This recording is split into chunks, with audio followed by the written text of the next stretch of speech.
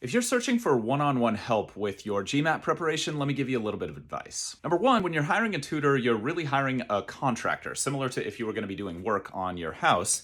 And it's a great idea to interview several people, at least two, ideally three or more. Where do you get references for these people? Well, it can be kind of confusing to search for individual tutors online because some of the best people don't really have the biggest digital presences. And they might be getting outspent on advertising by some big brands who may or may not be a fit for you personally. So what I recommend there is reach out to your network. Talk to friends for sure, people who have gone to MBA programs, even just a couple posts on LinkedIn can be really valuable. And I've also seen people just cold network on LinkedIn, reaching out to people who have MBAs from schools that they want and learning about what they did to prepare for the exam.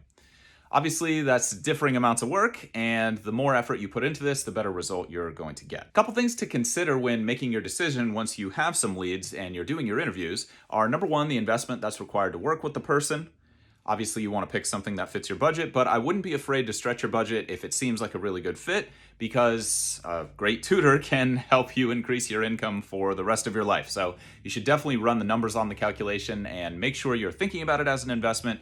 Know your return and know what you're willing to invest to get that return back, including factoring in the cost of your MBA and potentially lost wages if you intend on going to a full-time program. So again, making those investment calculations before you start interviewing people will help you make the best decision possible. Number two, make sure that person has verifiable results that are either similar to the situation you're in or compelling enough that you actually believe this person's going to be able to help you.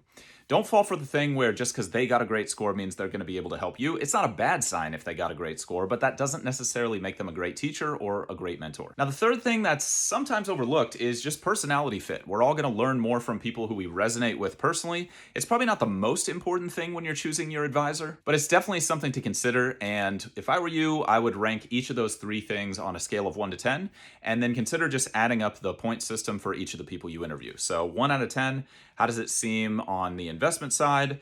1 out of 10, how does it seem on the personality fit side? And 1 out of 10, how does it seem on the results they've been able to achieve for other people's side? And that should help you make a very, very good decision. Now, keep in mind, nobody's perfect at making decisions, so you might choose the wrong person. And in that case, if you've interviewed 2 or 3 or more people, you'll have a couple backup options if you need to pivot. Hopefully you don't. If you're looking for a tutor and you're totally lost and you want some help making the decision, send us a DM and we'll be happy to help out.